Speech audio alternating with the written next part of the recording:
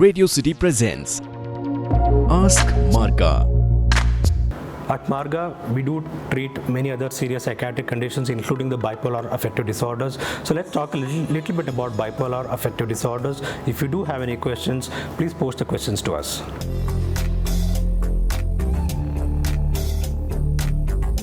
Bipolar affective disorder is a type of mood disorder. You may have all heard about a lot of other mood disorders like depression and anxiety. Now, on a daily basis, we all go through several fluctuations in the way we feel in terms of our mood. But when it reaches extreme state where it starts to affect our functioning in some ways, we need to do something about it. Like you heard, the depression, bipolar affective disorder is an extension of depression, and it can be quite serious in some people. So like the name suggests, bipolar affective disorder has two poles. On one extreme it has depression, the other extreme it has mania. If you imagine a scale of 0 to 10, let's say all our mood needs to be at the point of number 5 on the 0 to 10 scale. Patients with bipolar disorders can actually go to the extreme of becoming 0 in their mood, or sometimes go to the other extreme of becoming 10. So there are two elements here in bipolar: depression and mania, or hypomania we call it.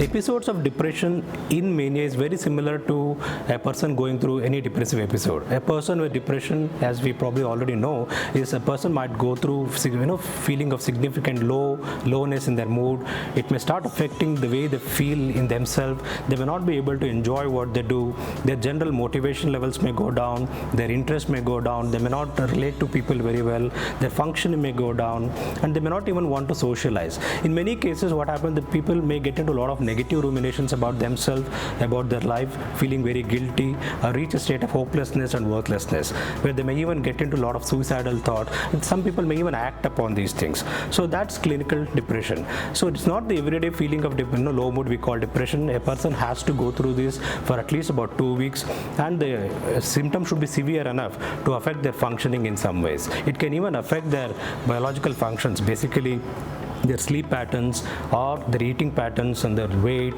and all those physical factors. And the mania is the other extreme of mood spectrum, where we talked about how the person can feel very low in depression. So mania would be exactly opposite to feeling of depression. A person in mania can feel very high in their energy, can have very expansive mood. They may have very high levels of motor activity. They feel very restless, sometimes to the point of feeling very agitated, very irritable. They may even develop a lot of delusions of grandiosity, we call it. Basically, they may feel very highly of themselves. They may feel very entitled in terms of what they expect from people. They may, for example, they feel that they are the king of the world and they have a lot of things in control.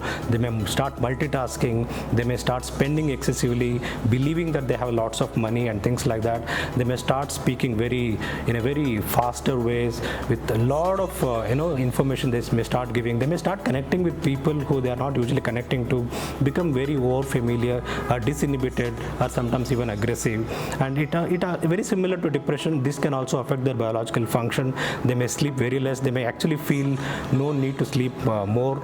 They may eat less also. So it can affect their behavior in various ways, and they start posing risk to themselves or others as well.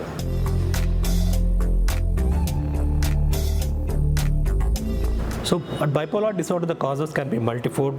At Marga, what we do is we try and understand the patient's mental illness, first of all, understanding the nature of their mental illness, the symptoms, the severity and all that.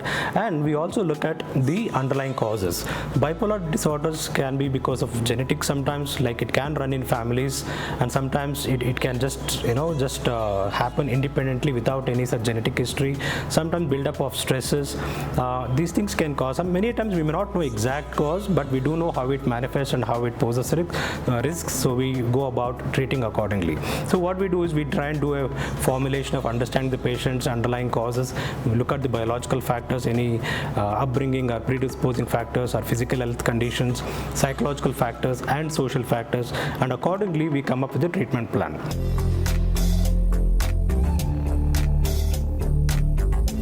In bipolar disorders, we first have a very short-term treatment plan wherein we may have to help the person to feel better, calm down, and acute resolution of symptoms, which we call it.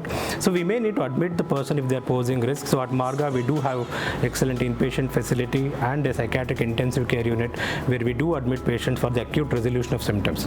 Or even patients with severe depression where they may pose a risk to themselves of suicidality, we admit them until that risk is resolved. So once we admit the patient and understand the underlying cause, our treatment may involve giving the person some medication. Sometimes electroconvulsive therapy or shock treatment may be indicated if the person is very suicidal or not eating or drinking in that state. And of course, along with medicines, what would be really helpful is the psychotherapy, the individual psychotherapy, wherein we help the person to become a little more insightful about their condition and start learning some techniques and skills to manage their illness. Family therapy, occupational therapy, and all other very holistic treatment approach we take at Marga to help the person with bipolar affective disorder. So once the person recovers from the acute state, we continue to be in touch with the families and patients where the person can go back and start doing things they were doing earlier, basically getting back to their individual potential and personal lives. Radio City presents Ask Marga.